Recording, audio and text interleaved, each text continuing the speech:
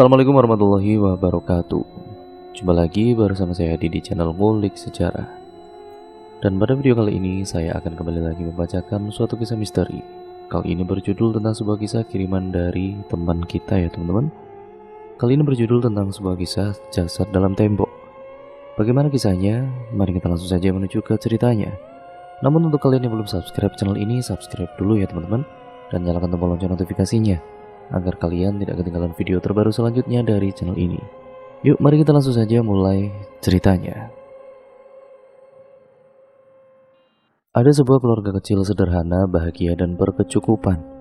Abisar Zain Malik, Zain sebagai suami, Fatin Humaira Hasna atau Fatin sebagai istrinya.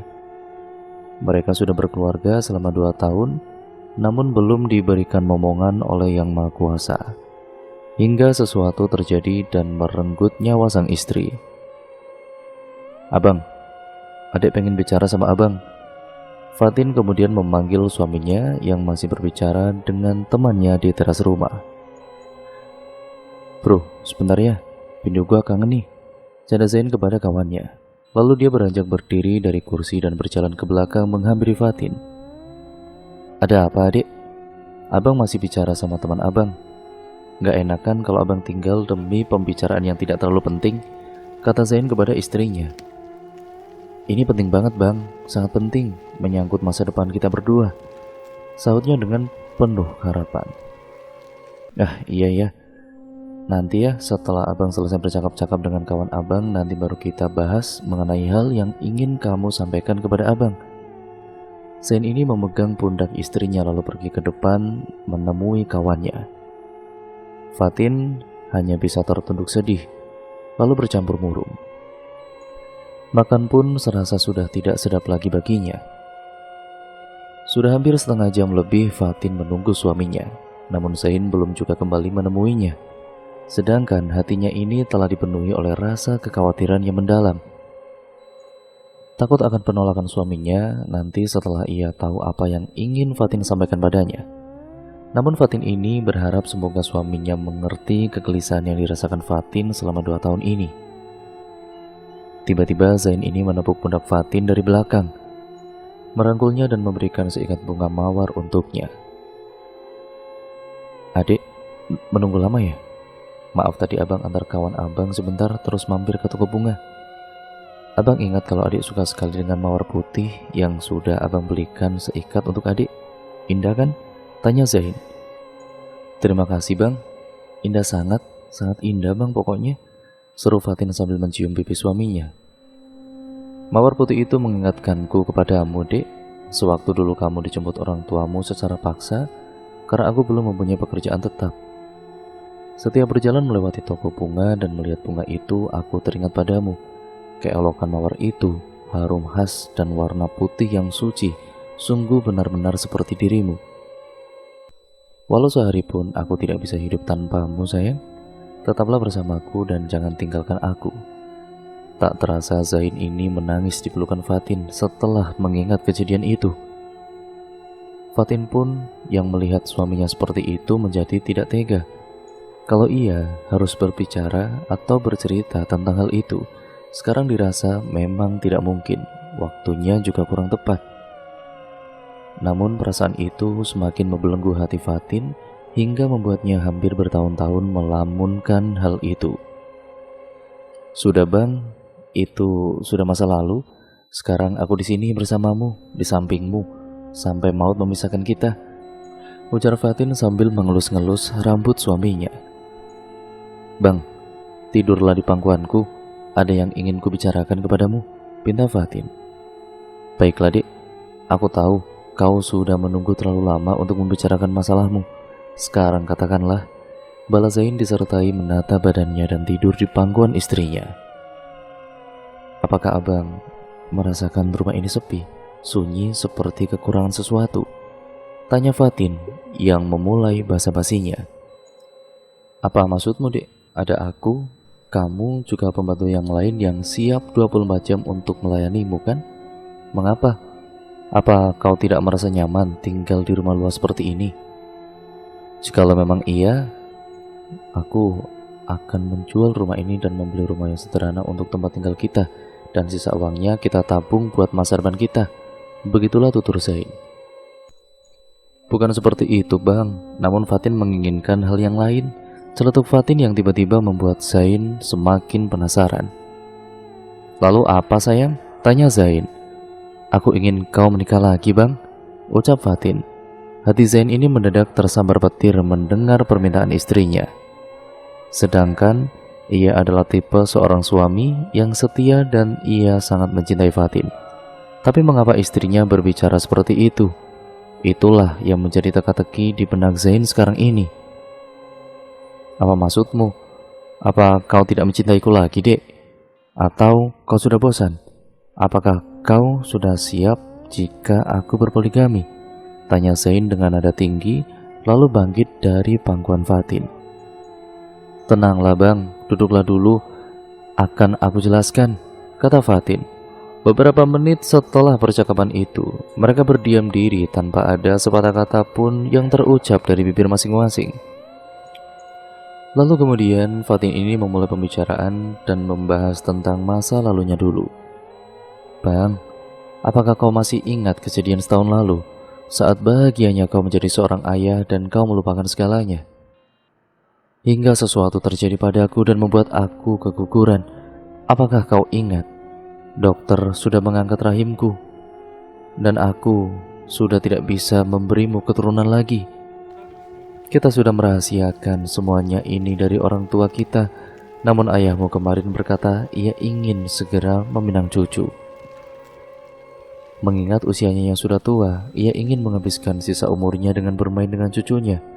Tutur Fatin yang kemudian menangis pilu mengingat kejadian itu. Zain tidak tega melihatnya bersedih, segera kemudian memeluknya dan mengusap air mata istri tercintanya itu. Lalu kemudian, maafkan aku sayang, aku terlalu larut dalam kemarahan sehingga aku tidak tahu apa maksud dari tujuanmu. Sayang, kau tidak perlu memberatkan pikiranmu sejauh ini. Kita bisa mengadopsi anak, atau kita jika kau mau, kau bisa ambil satu solusi yaitu bayi tabung, ucap Zain. Jangan bang, itu terlalu beresiko. Ayahmu menginginkan cucu dari darah dagingmu, bukan dari orang lain. Please bang, tolong, aku mohon turutilah permintaanku ini. Fatin memohon pada suaminya hingga bersimpuh pada kakinya, membujuknya supaya Zain mau menerima saran darinya. Berdirilah Fatin, aku tidak suka jika kau seperti itu. Keputusanku tetap sama. Ketahuilah, aku teramat sangat mencintaimu, jadi jangan pernah sesekali menyuruhku menikah untuk yang kedua kalinya. Jika kau mau, kau bisa ambil salah satu saran dariku, sahut Zain disertai kemarahan yang memuncak, lalu pergi ke kamarnya meninggalkan Fatin yang masih dalam keadaan terpukul. Keesokan harinya mereka ini kedatangan seorang tamu perempuan yang dimana Fatin belum pernah menjumpainya. Tok tok tok. Assalamualaikum. Terdengar sayup suara perempuan dari luar rumah yang berpintu emas itu. Waalaikumsalam. Iya tunggu, teriak Fatin dari dalam rumah. Ia segera turun dari tangga, lalu kemudian memakai hijabnya dan langsung membukakan pintu, takut apabila ada tamu penting. Maaf, siapa ya? Tanya Fatin sambil mengernyitkan dahinya dan memandangi perempuan yang belum dikenalnya itu dari atas sampai ke bawah. Hai mbak, aku temannya Zain, nama aku Zubaidah. Apa Zainnya ada di rumah? Tanya perempuan berwajah manis itu. Oh, ada mbak, silakan masuk, silakan duduk mbak. Sebentar mas Zainnya masih tidur, saya bangunkan dulu ya, ucap Fatin sambil berlalu ke atas membangunkan suaminya. Bi Ina, tolong bikinin es teh manis ya Bi, buat tamu, teriak Fatin dari atas tangga. Enggak non, balas Bi Ina. Siapa ya perempuan tadi? Apa itu adik dari Zain atau istrinya? Tapi mana mungkin itu istrinya, norak sekali penampilannya. Setauku Zain kan suka wanita yang feminim, seletuk perempuan yang bernama Zubaidah itu dari dalam hati. Tidak lama kemudian, Zain ini turun bersama Fatin, menemui Zubaidah yang telah menunggu di ruang tamu. Baju koko hitam yang dipadukan dengan sarung berwarna kecoklatan membuat penampilan Zain ini semakin menawan dan membuat siapapun perempuan yang melihatnya jatuh cinta. Terutama Zubaidah, teman masa sekolah Zain yang sedari dulu diam-diam telah menyukainya. "Maaf, siapa ya?" tanya Zain sambil menjabat tangan Zubaidah. "Kamu melupakanku, Zain. Setelah kamu menjadi orang sukses dan bergelimbangan harta, sekarang ini kamu itu melupakanku," ucap Zubaidah. "Oh, bukan begitu.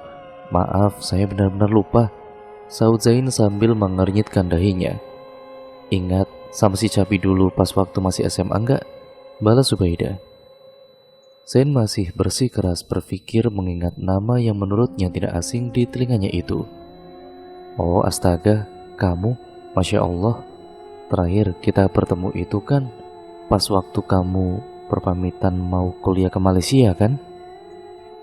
Apa kabar kamu Zubaidah? Dan juga papa mama kamu?"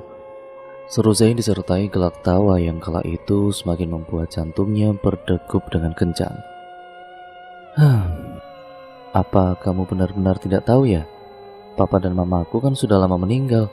Mereka kecelakaan di pesawat waktu ingin mengunjungiku.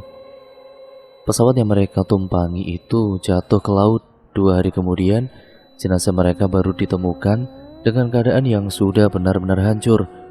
Mungkin karena sebagian tubuhnya sudah dimakan ikan." Zubaidah ini menceritakan secara rinci kejadian demi kejadian yang merenggut nyawa kedua orang tuanya. Tidak terasa matanya telah dipenuhi oleh tangisan yang kelamaan air dari kelopak matanya itu mengalir di pipi merahnya.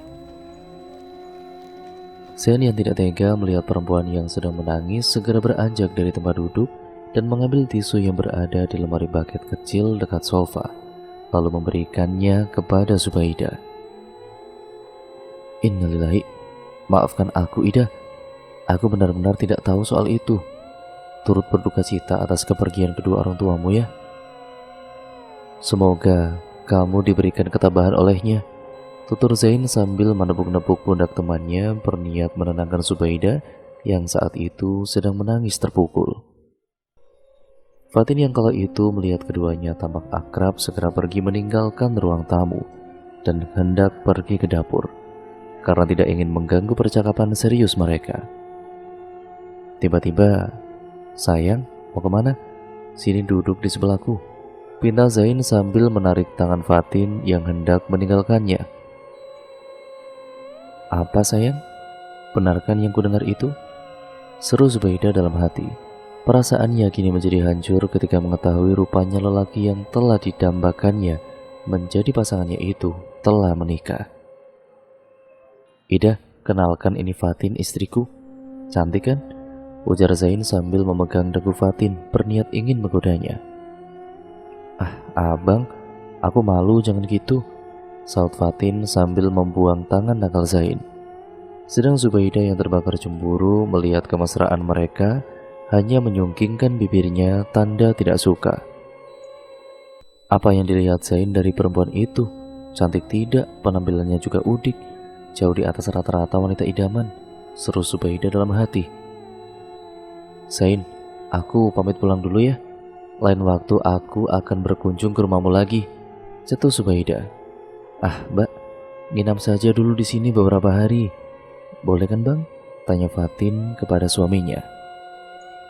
Zain kemudian mengangguk menandakan mengiyakan permintaan Fatin. "Baiklah, kalau kalian berdua memaksa, aku akan menginap di sini beberapa hari," sahut Zubaidah.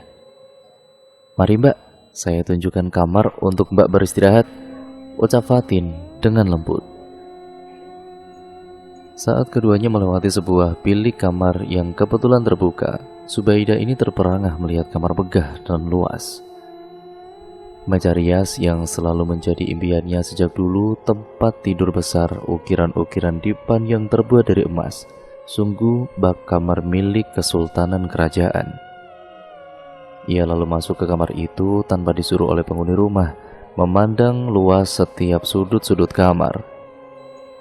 Tidak serta-merta hidungnya ini mengendus aroma pengharum lavender yang menyebar luas di dalam kamar. Lalu ia merebahkan tubuhnya di tempat itu sambil menikmati suasana sejuk dan damai yang dirasanya seperti di surga. Namun Fatin lagi-lagi mengganggunya, menikmati khayalannya. Mbak Zubaidah, tukur Fatin dengan menepuk-nepuk pelan pipi Zubaidah. Maaf, kamar siapa ini? Indah sekali ya. Apa boleh aku menginap di kamar ini saja? Pinta Zubaidah. Maaf mbak, saya tidak memperbolehkan. Namun ini adalah kamar kami berdua soalnya. Di sini juga banyak kok kamar yang lebih luas seperti ini, tutur Fatin. Walau Zubaidah sedikit jengkel, namun ia tidak mungkin menunjukkan sifat aslinya kepada Fatin maupun keluarga itu. Sedang ia sudah menanti-nanti untuk menginap di rumah mewah bak istana itu sambil menghayalkan dirinya menjadi seorang ratu di rumah itu. Baiklah, ayo aku juga sudah capek ini, ingin segera beristirahat, cetus Zubaidah. Setelah Fatin mengantar tamunya itu untuk beristirahat, Fatin segera turun ke bawah untuk menemui Zain. Seperti ada yang ingin Fatin sampaikan kepada suaminya itu.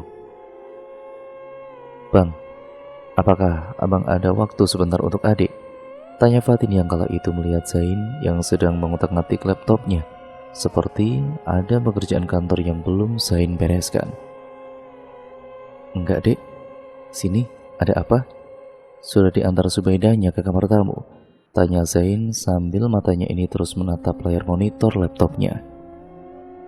Apa abang sedang sibuk? Tanya Fatin. Sedikit, abang sedang membereskan tugas-tugas kantor yang filenya harus dikirim malam ini juga, ucap Zain. Bang, kalau tidak keberatan, Fatin ingin bertanya kepada abang, balas Fatin.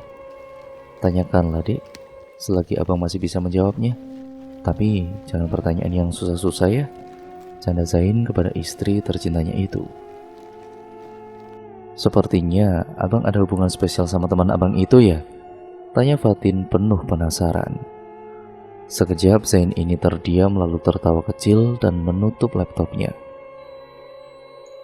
Apakah istri abang sedang cemburu saat ini?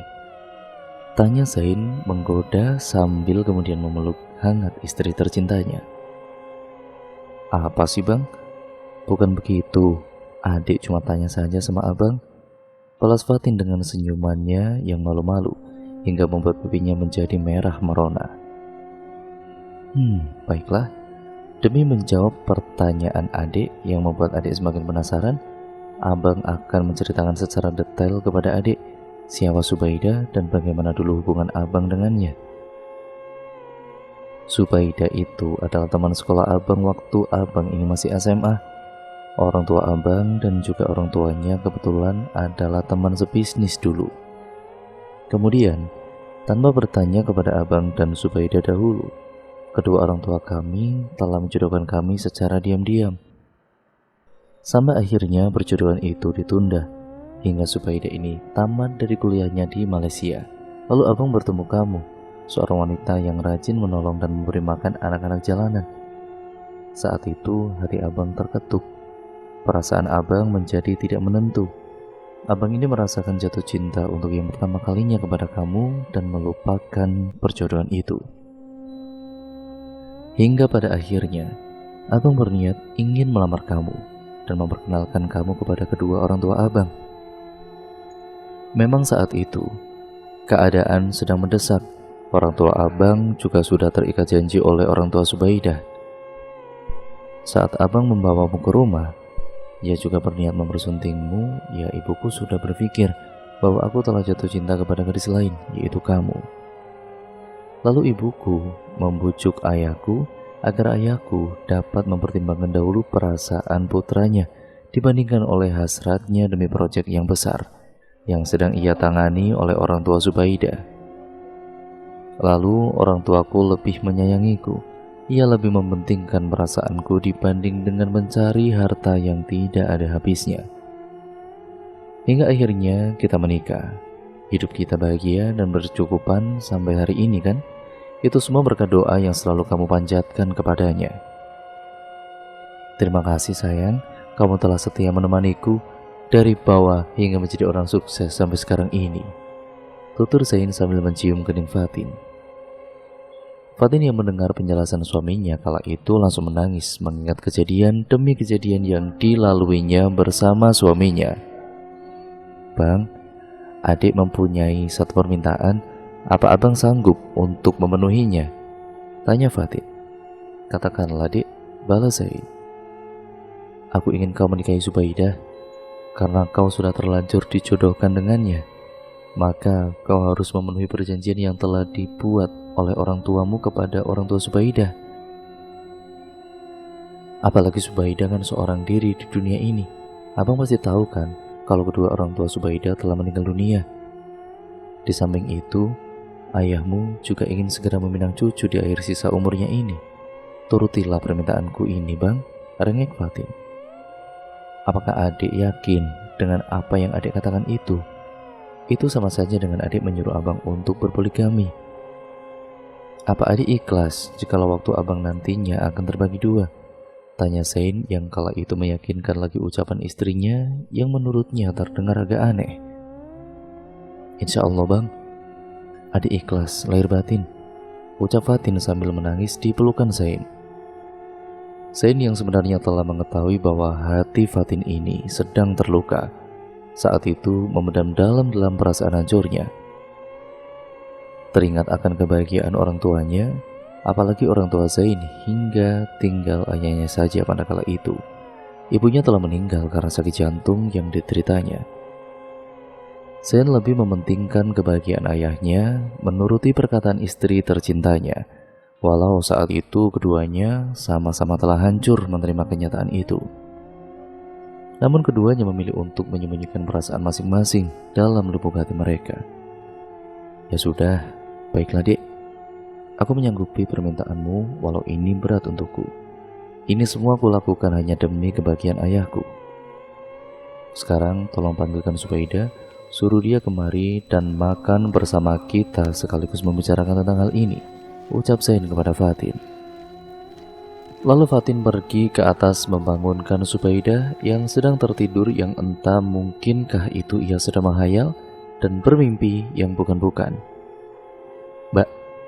Mbak bangun, dipanggil Mas Zain untuk makan bersama di bawah. Sekaligus ada yang ingin Mas Zain sampaikan kepada Mbak, kata Fatin sambil mengoyak pelan tubuh Subaidah yang sedang tertidur pulas. Ada hal yang penting apa sih yang ingin saya sampaikan kepadaku? Tanya Subaidah sambil menguap tidak sopan di depan Fatin. Turun dulu mbak, nanti mbak akan tahu sendiri kok, sahut Fatin. Tidak berselang lama kemudian keduanya pun turun untuk makan bersama dan membahas soal tadi di meja makan.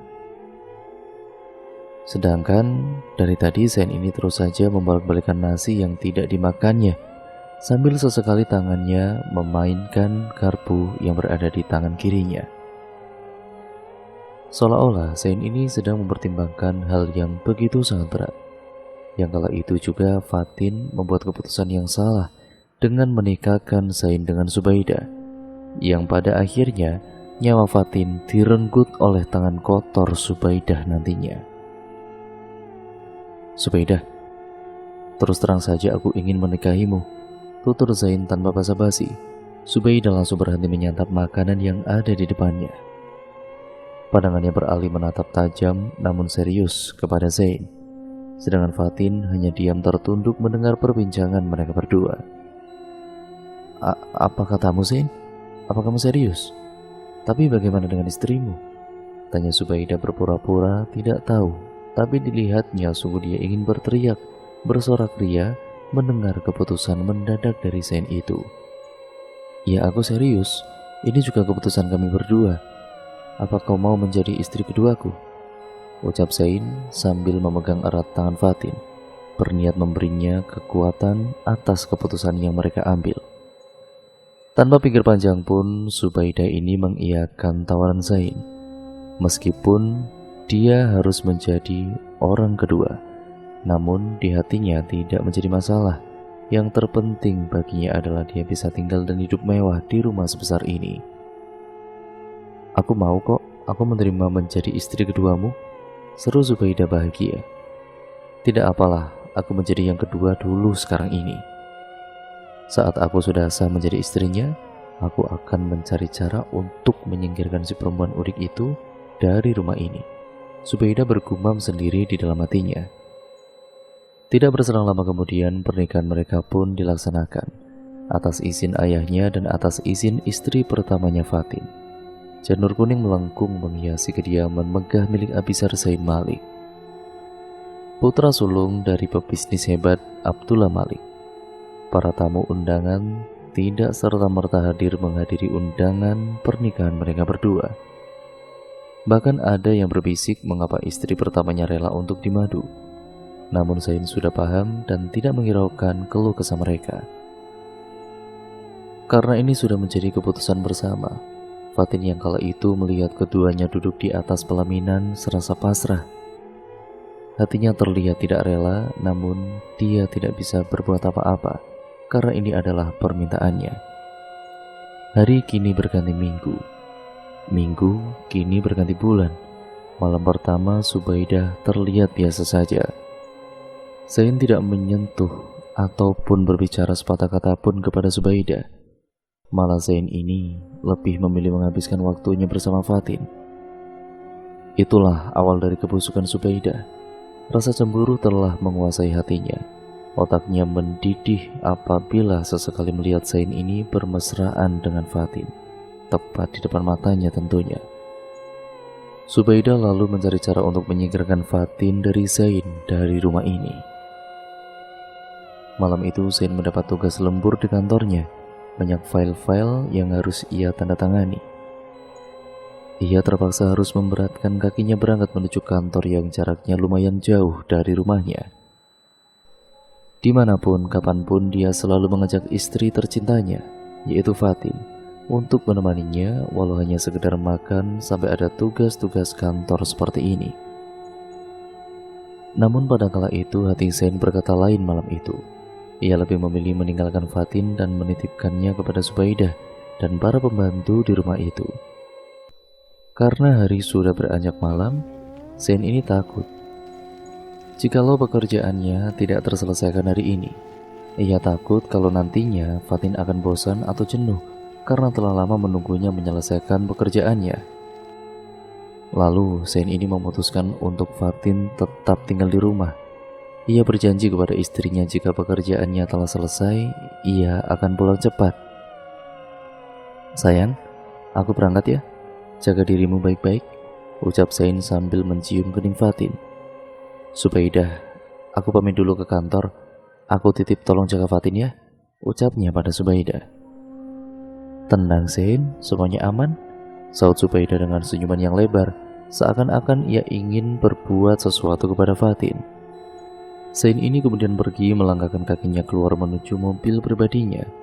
Lalu Fatin, entah kenapa tiba-tiba air matanya ini seakan-akan menetes dengan sendirinya.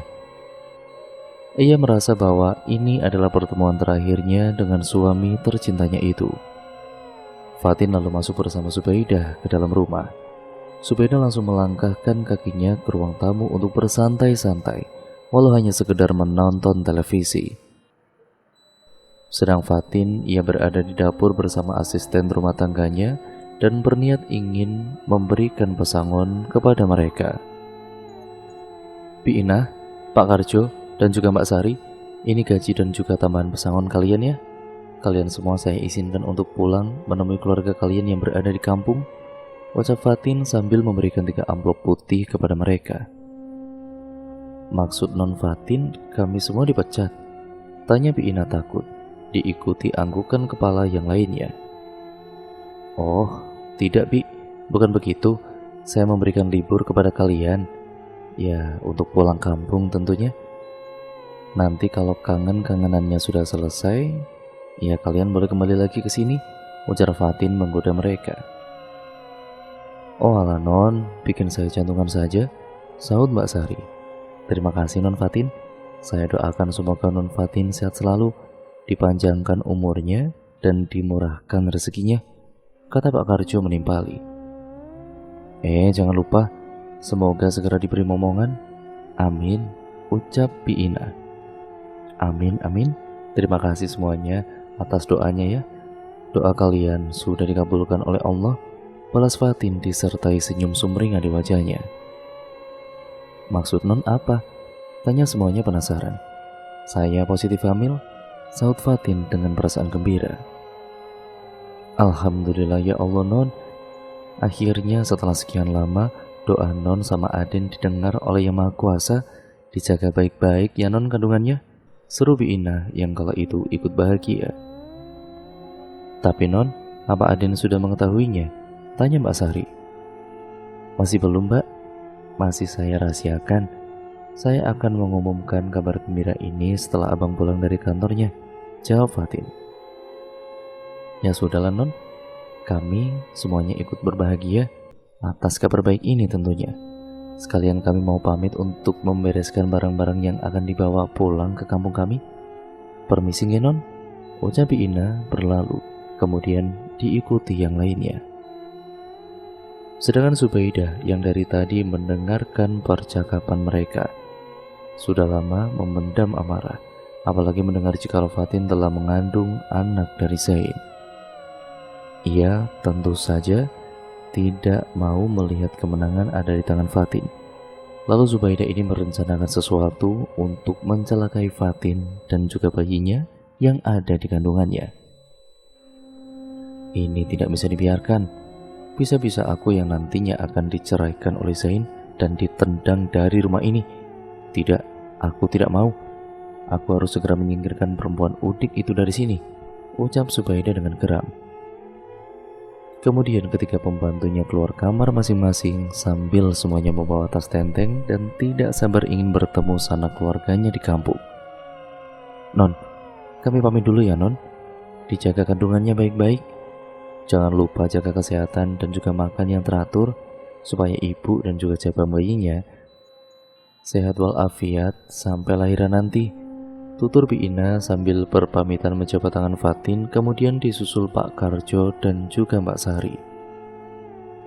Non Zubaidah, kami pamit ya non. Saya titip non Fatin dulu ya non, untuk sementara waktu, ucap Biina sambil berpamitan ingin menjabat tangan Zubaidah. Iya, udah sana. Tidak perlu pakai acara bersalaman segala.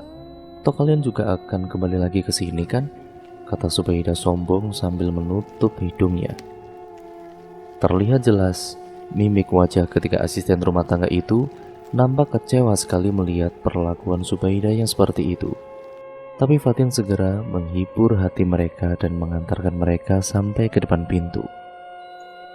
Sudah ya Bi, Pak, Mbak, jangan dimasukin ke hati kata-kata si Zubaidah itu. Hati-hati ya kalian semuanya. Salam untuk keluarga kalian masing-masing di kampung, seru Fatin sambil melambaikan tangannya.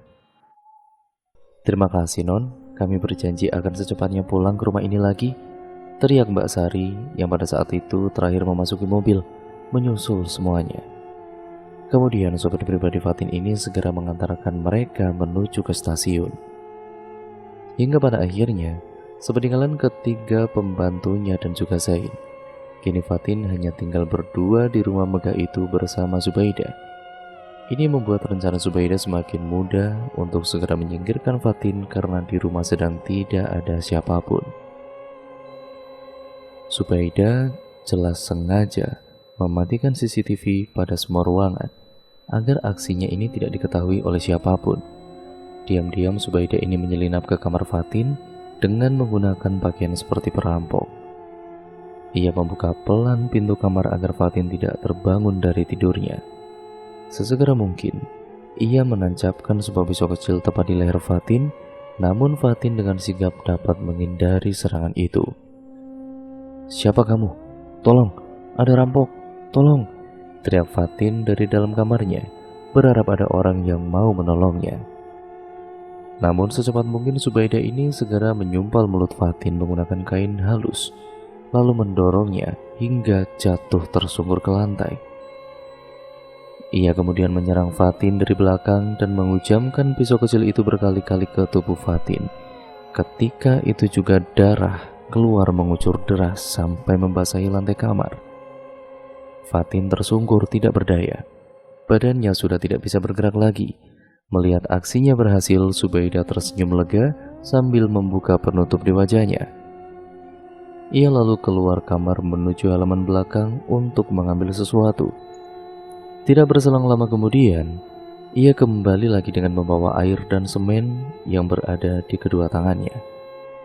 Subaidah mengangkat sekuat tenaga sebuah cermin meja rias yang besar yang berada di kamar itu dan merusak tembok tersebut. Kemudian menyeret tubuh mati Fatin dan diletakkan di dalam tembok. Lalu ia menutupnya dengan semen setebal mungkin agar ulahnya tidak dicurigai oleh Zain dan terciduk polisi. Subaidah lalu memasang kembali cermin rias itu tepat di tembok yang telah ia semen tadi. Sesekali ia mengusap peluh yang membasahi keningnya dan menyungkingkan bibirnya. Inilah akhir riwayatmu, perempuan kampung. Saat inilah aku yang akan berkuasa di rumah ini, sekaligus menjadi istri satu-satunya dari suamimu itu. Nikmatilah penderitaanmu di dalam sana.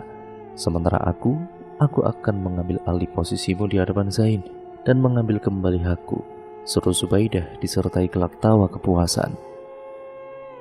Lalu Subaidah segera membersihkan bekas bercak darah yang masih berceceran di lantai dan membuang semua barang bukti yang melibatkan dirinya itu jauh dari rumah itu. Fatin, gadis cantik dan lugu serta baik hati, sekarang hanya tinggal lama. Kebaikan hatinya telah dimanfaatkan oleh orang lain hingga membuat dirinya ini menjadi bahan percobaan pembunuhan yang teramat keji. Masa depan yang ia dambakan kini telah ia bawa dan ia kubur dalam-dalam bersama dengan jasadnya. Buah hati yang ia imbi-imbikan yang masih belum lahir ke dunia ini kini juga harus ikut menjadi korban atas perbuatan licik dari Subaidah, istri kedua dari suaminya itu. Setelah semua tugasnya selesai, Subaidah ini merebahkan dirinya di dalam kamar Zain dan juga Fatin, sambil sesekali matanya menatap cermin rias yang berada di depannya. Fatin, belum tahu kamu berhadapan dengan siapa? Gumam Subaidah. Tidak beberapa lama Subaidah ini tertidur di ranjang itu. Namun, baru hendak ia tertidur atau memejamkan matanya, tiba-tiba ada tangan yang mencekik lehernya. Subaidah tersentak kaget melihat seseorang perempuan yang ada di hadapannya. Kamu? Ucap Subaidah terbata-bata ketika dirinya ini menjumpai sesosok hantu Fatin yang mencekik lehernya dan menatapnya penuh dendam. Iya, aku. Kenapa? Kau takut? Mengapa kau baru takut setelah aku datang menghantuimu? Bukankah tadi kau dengan lihainya menancapkan pisaumu ke arahku dan berhasil membunuhku? Balas Fatin dengan tatapan melotot ke arah Subaidah. Seluruh tubuh penuh luka, hingga darah tidak berhenti keluar dari bagian tubuhnya yang telah sobek itu. Subaidah yang merasa ketakutan segera keluar dari kamar itu dan lari tunggang langgang mencari tempat persembunyian. Namun ketika itu pintu telah dikunci oleh ruh Fatin, sehingga Subaidah tidak bisa melarikan diri kemana-mana. Fatin terus mengejar Subaidah yang berlari ketakutan, hingga membuatnya terpeleset dan terjatuh dari tangga. Apa maumu? Kau tidak bisa membunuhku karena kau telah mati, seru Subaidah. Kau harus menerima pembalasan dariku, dasar wanita laknat, wanita keji, wanita yang tidak tahu berterima kasih. Aku akan membunuhmu dan membawamu ke neraka, ucap Fatin sambil terus mengejar Subaidah yang dahinya telah terluka akibat terjatuh dari tangga. Jangan, ampuni aku, jangan bunuh aku, kata Subaidah. Lalu Zain ini tiba-tiba menepuk-nepuk pipi Subaidah.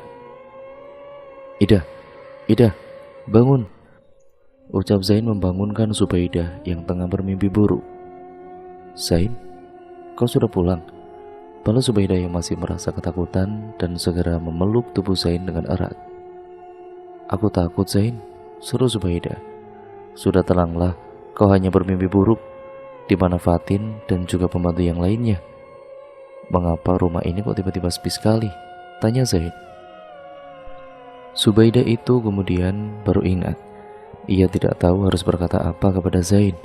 Lalu Subaidah ini mencari satu alasan yang tepat agar Zain ini mempercayai kata-katanya. Fatin tadi berpamitan padaku. Dia ingin mengunjungi orang tuanya. Sedang para pembantu, ia disuruh berlibur oleh Fatin. Makanya mereka pulang ke kampung mereka masing-masing. Karena Fatin ini begitu kasihan melihat mereka yang terus bekerja sepanjang hari tanpa beristirahat, tutur Subaidah. Oh begitu ya. Tapi mengapa Fatin tidak meminta izin terlebih dahulu kepadaku atau menungguku pulang jikalau ingin ke rumah orang tuanya? Baik kalau begitu, aku akan meneleponnya dahulu, ucap Zain. Tunggu Zain, udah jangan ditelepon, saut Subaidah yang kala itu menahan tangan Zain untuk menghubungi nomor Fatin. Mengapa? Mengapa aku tidak boleh menghubungi istriku sendiri? Tanya Zain heran dengan sikap Subaidah. Bukan begitu Zain, tapi Fatin telah berpesan kepadaku bahwa ia sedang tidak ingin diganggu ataupun ditelepon sekarang ini. Jelas Subaidah yang mencari alasan. Oh baiklah kalau begitu, keluarlah, aku ingin ganti baju dulu, suruh Zain. Ya sudah baiklah, aku juga akan membuatkanmu teh panas supaya kamu merasa lebih rileks, balas Subaidah. Dan Zain pun kemudian mengangguk lalu menutup pintu kamarnya. Mengapa dengan Fatin? Apa dia marah padaku karena aku tidak mengajaknya? Atau karena aku pulang terlambat? Terserahlah. Besok aku akan mengajaknya dan juga menjemputnya, ya untuk dinner di suatu tempat, gumam Zain dalam hati disertai senyum sumringah di bibir manisnya. Setelah Zain selesai berganti baju, ia mengarahkan pandangannya ke arah cermin rias di depannya. Ia teringat akan Fatin, istri tercintanya yang setiap malam selalu bersolek di depan cermin itu hanya untuknya. Zain duduk di kursi depan cermin, di mana persis seperti apa yang dilakukan Fatin. Memandangi cermin itu sekejap, lalu bayangan Fatin pun muncul dalam cermin besar itu. Fatin seakan tersenyum kepada Zain, membuatnya rindu di dalam hati Zain ini semakin menggebu-gebu. Zain mencoba menyentuh bayangan Fatin yang berada dalam cermin itu. Namun alangkah terkejutnya Zain, tiba-tiba cermin itu mengucurkan darah dengan sendirinya. Zain kemudian gelagapan, jatuh tersungkur, perlu membasahi keningnya. Keringat dingin mulai bercucuran, lalu ia mengucek-ucek matanya, berharap jika itu hanya halusinasinya saja. Dengan seketika darah di cermin tadi itu hilang dan lenyap. Zain bernafas lega, lalu ia pergi ke kamar mandi untuk membasuh mukanya dan sekalian membersihkan dirinya. Hendak menyalakan keran air, mata Zain dikagetkan oleh sesuatu yang tidak biasa. Apa ini? Punya siapa kiranya tespek ini? Tanya Zain heran. Apa mungkin ini milik Fatin? Benarkah yang kulihat ini? Apa dia benar-benar sedang mengandung anakku? Zain bicara pada dirinya sendiri dengan disertai senyum kegembiraan yang terpancar di wajahnya. Setelah ia mengetahui bahwa hasil dari tes itu ternyata positif, ia segera memakai bajunya dan mengurungkan niatnya untuk mandi. Zain berniat pergi ke halaman untuk menjemput istrinya malam itu juga, namun lagi-lagi Subaidah menghalanginya. Zain, kamu mau kemana? Bukankah kau baru saja pulang? Ini tehmu, ucap Subaidah yang heran melihat perilaku aneh Zain itu. Aku ingin menjemput istriku sekarang juga. Apa kau tahu kalau dia hamil? Fatin sedang mengandung anakku, seru Zain tersenyum penuh kegembiraan sambil menunjukkan alat tes kehamilan itu kepada Subaidah. Subaidah ini mencari akal agar Zain ini tidak pergi ke rumah orang tua Fatin untuk menjemputnya. Dia mengarang beribu cerita agar tindakan kejinya itu tidak diketahui olehnya. Zain, sebenarnya itu bukan milik Fatin, itu milikku. Aku ingin memberikan kejutan ini kepadamu. Namun kau malah lebih dulu menemukannya, ujar Subaidah sambil terus merayu meyakinkan Zain kala itu.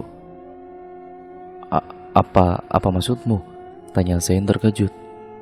Zain, apa kau tidak ingat kejadian malam itu? Kita sudah resmi menjadi suami istri dan kau sudah melakukan kewajibanmu sebagai suamiku. Kau telah memberikan hak itu kepadaku, ucap Subaidah mencari alasan.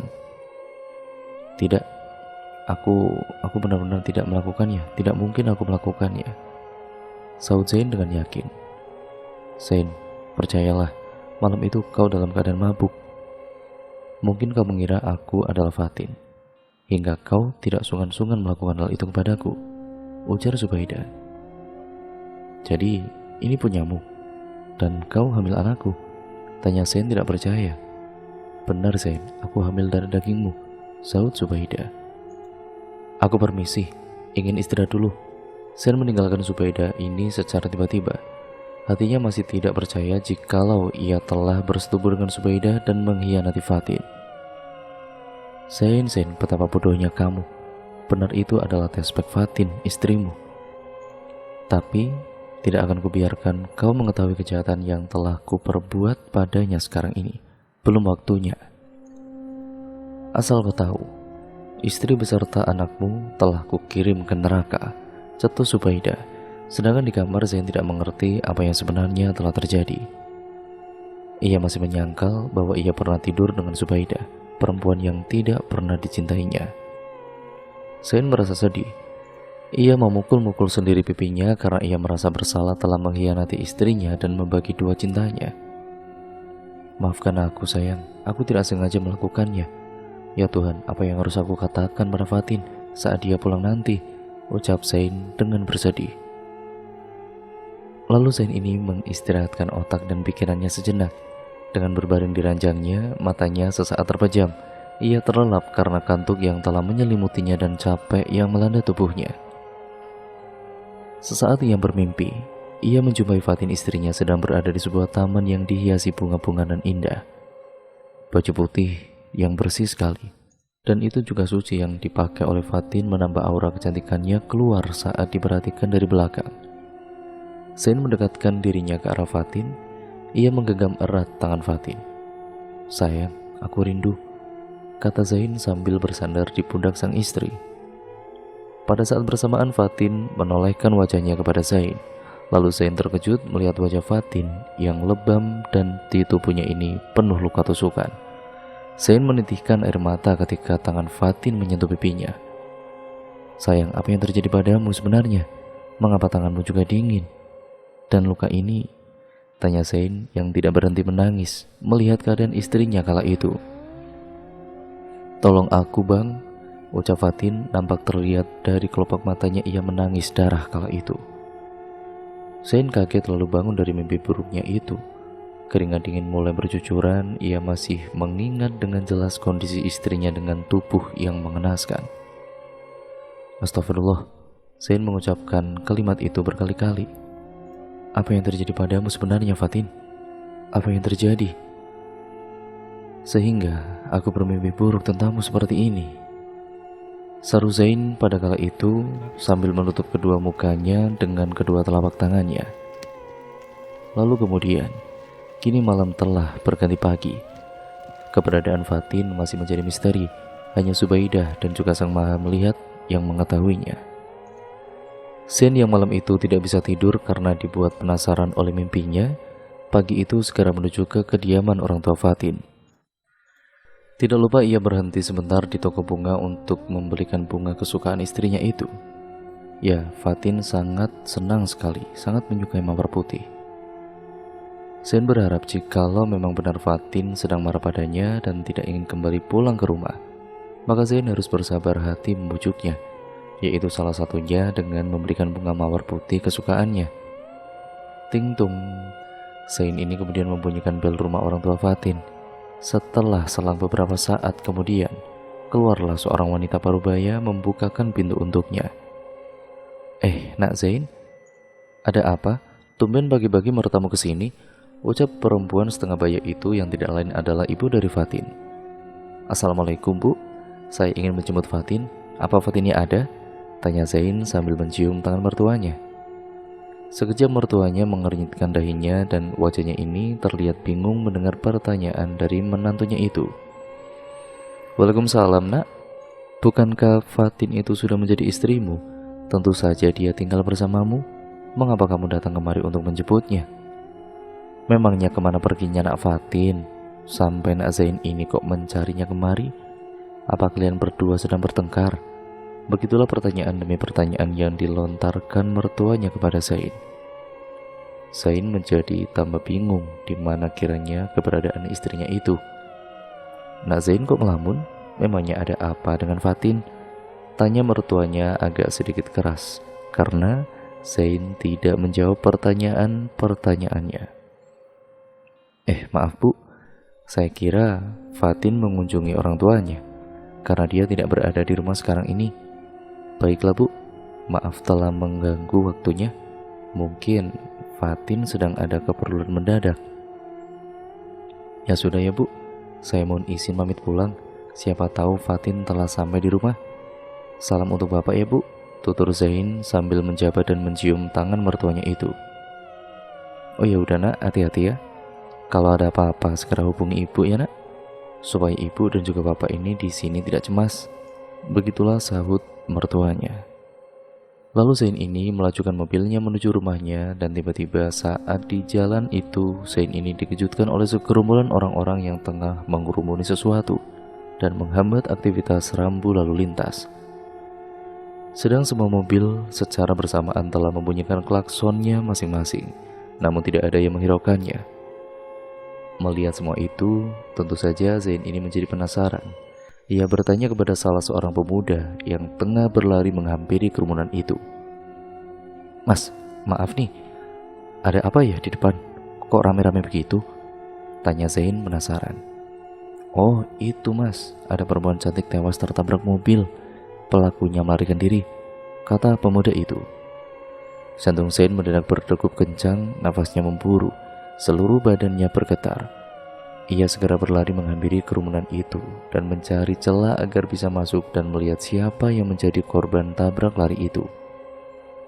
Fatin, Fatin. Ia meneriaki nama istrinya dan mengira bahwa istrinya yang mengalami kecelakaan itu. Namun setelah dilihatnya, Zain masih bisa bernafas lega. Ternyata perempuan cantik itu bukanlah Fatin, istri yang sangat dicintainya. Walaupun sekarang hati Zain ini masih cemas karena keberadaan Fatin masih belum diketahui. Mas kenal dengan mbak ini? Tanya seorang ibu-ibu tua yang melihat kecelakaan itu. Oh tidak bu, saya kira istri saya. Maaf ya, permisi, sahut Zain sambil berlalu dari tempat kejadian itu. Zain menghela nafas panjang di dalam mobilnya. Ia terus mengucapkan syukur sebanyak-banyaknya dan pulang menuju kediamannya. Zain, itu suara mobil Zain. Dia dari mana? Apa dia dari rumah orang tua istrinya ya? Gawat ini, bisa-bisa dia mencurigaiku. Celetuk Subaidah lalu segera berlari ke teras depan dan membukakan pintu untuk Zain. Zain, apa kau sudah bertemu Fatin? Di mana dia? Tanya Subaidah berbasa-basi. Entahlah, apa dia belum pulang ke rumah atau ya mencoba menghubungimu? Zain bertanya balik. Subaidah hanya menggeleng-gelengkan kepalanya. Terdengar ketukan pintu dari luar rumah yang kebetulan pintu itu masih terbuka lebar, membuat mereka segera mengetahui dan juga siapakah yang datang.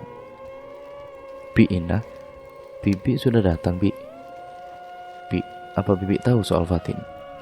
Dia sudah 2 hari meninggalkan rumah Bi. Tanya Zain yang segera mungkin kemudian menghampiri pembantunya itu dan mengajaknya segera masuk ke dalam.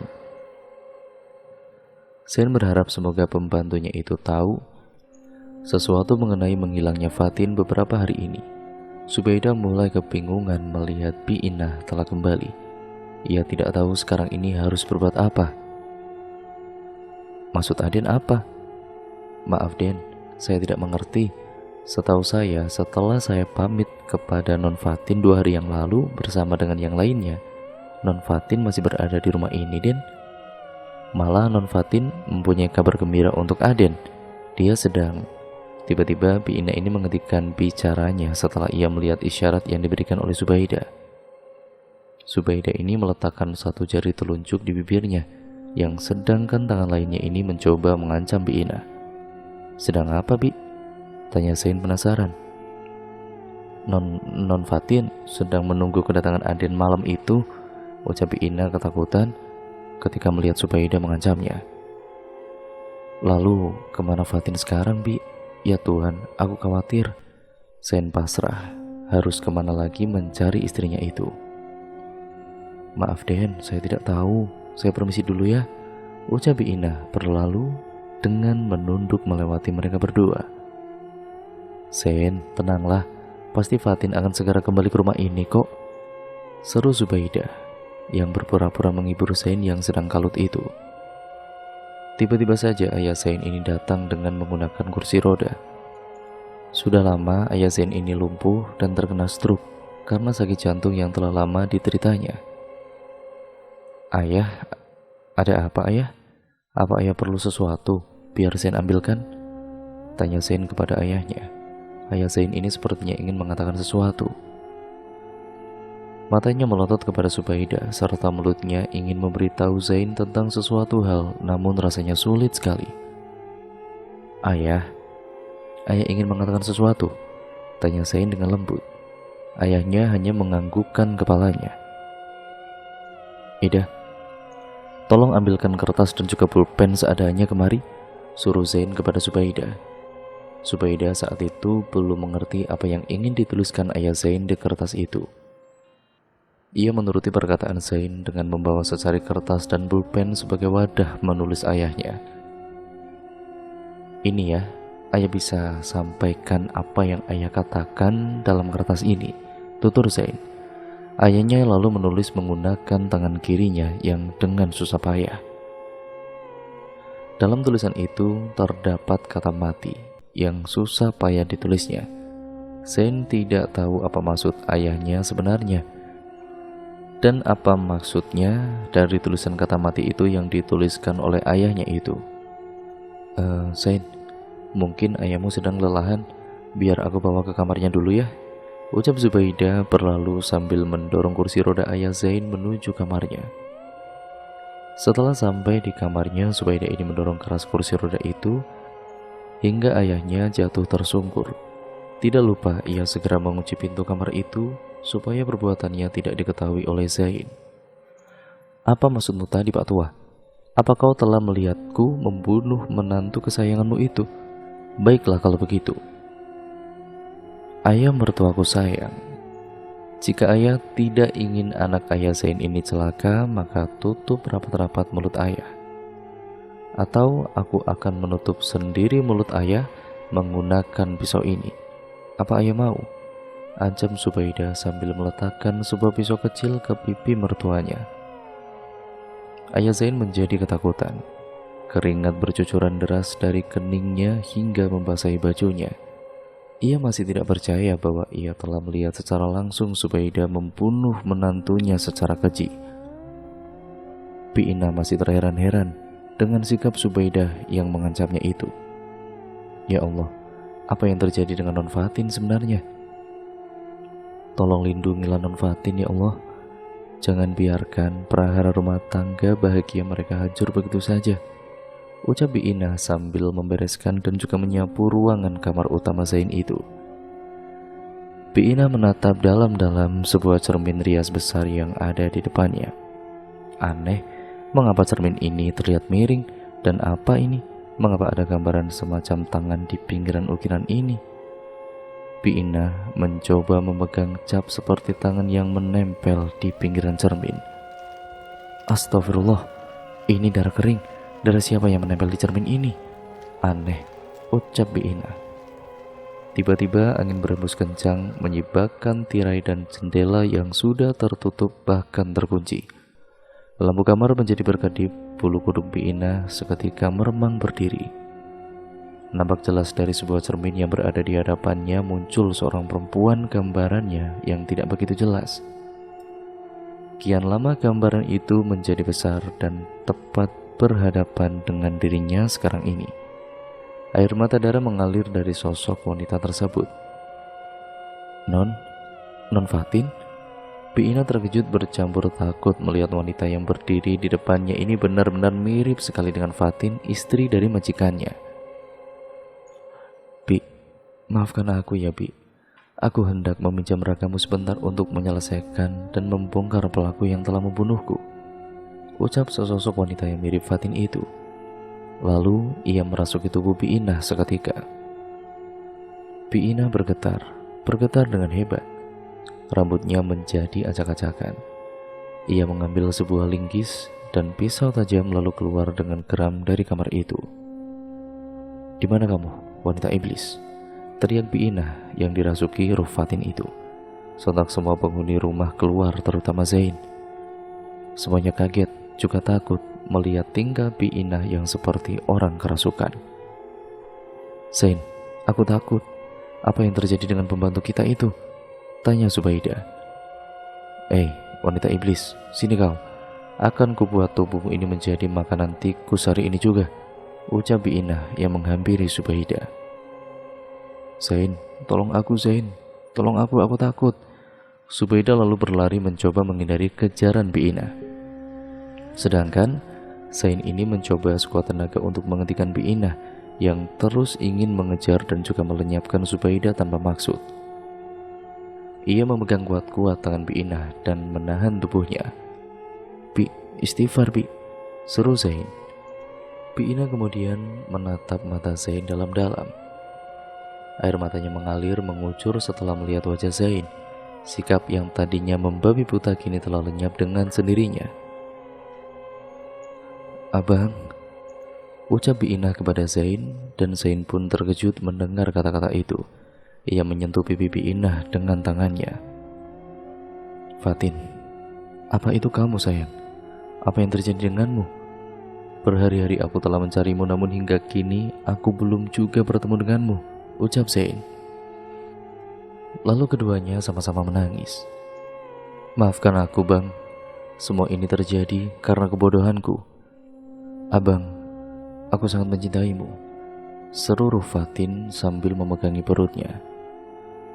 "Zain, minggir."